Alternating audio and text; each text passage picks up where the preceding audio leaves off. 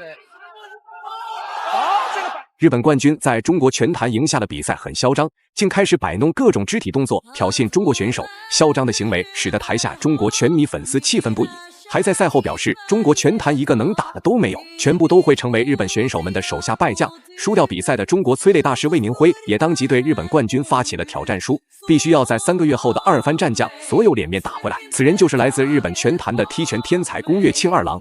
宫越清二郎出道至今一直处于连胜，从未输过，并且还在中日大赛连续击败3位中国选手，名声大振。这也是为什么他敢叫嚣所有中国选手的原因。时隔数月，宫越清二郎再次来到中国拳坛打比赛，其目的就是为了再次击垮魏宁辉，开头搏击市场。好了，废话不多说，让我们看看今晚2位选手的表现如何。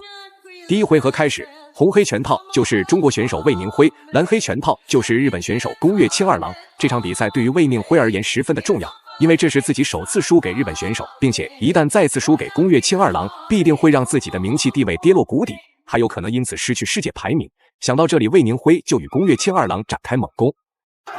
整个比赛应该没有敌手，这个压力太强大了。对于日本选手来讲呢，他真的是一时之间不知道应该怎么来应对这么如同烈火洪水一般的进攻，而且他要适应一个这个日益强大的这个小胖。对，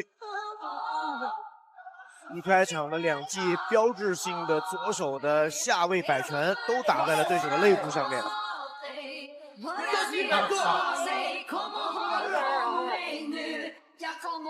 做好防守，找机会，假动作，骗对方。小胖拳是越来越重，越来越连续。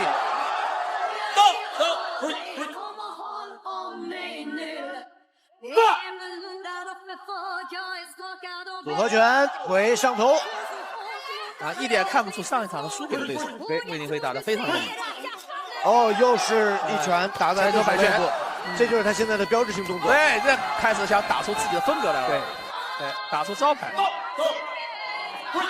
这已经不是2位选手第一次交手了，所以魏宁辉与宫越清二郎出拳出腿根本就没有保留，就是为了用最短时间将对方 KO 送走，捍卫实力。尤其是魏宁辉的催泪重拳十分的强悍，宫越清二郎本次比赛再想拿下胜利，绝对没有那么容易，说不定还有可能会被击倒读秒。他比赛的时候竟然是满脸微笑。又是高位的摆拳打到脸上，这真是恐怖的小胖。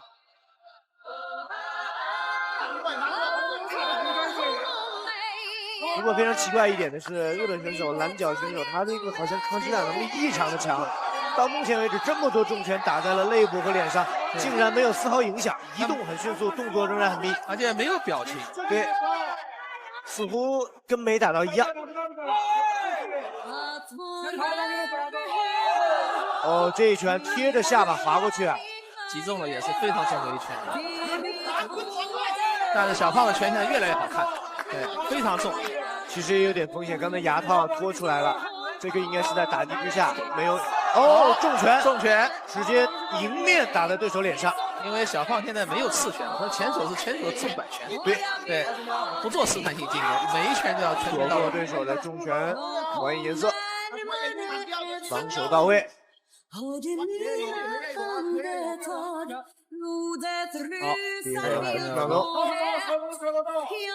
但是想击倒这个日本选手，要有耐心。对，这日本选手啊还在还击，而且呢，左右2个比赛来到第2回合，首回合魏宁辉展现出了极强的战斗欲望，宫越清二郎也被魏宁辉的打法吓得不敢接近，只能在中远距离与魏宁辉对峙，生怕在对峙期间失误被重拳打断肋骨。而1回合的拼拳换脚并没有让魏宁辉减少攻势，相反还在继续猛攻，尽可能的要将宫越清二郎击倒读秒才肯甘心。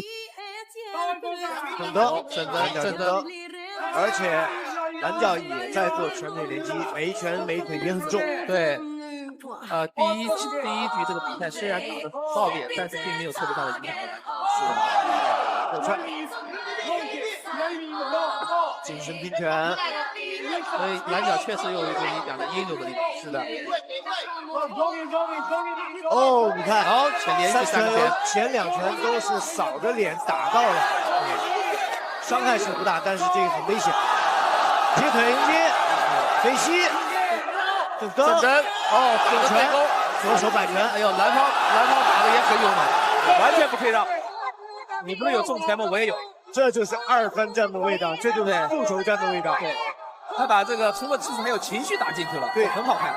对，而且大家可以看到魏宁辉在第一回合脸上的微笑已经没有了。对，让他被这个有点防守有点危险，注意。对，魏宁辉被连续打中2个面部打中2拳，对，会影响打到拳套里面去了。对，会影响他的反应。同样危险。那对于红角来讲呢，首先防守好，其次要保证体能不要下降。对，但第一。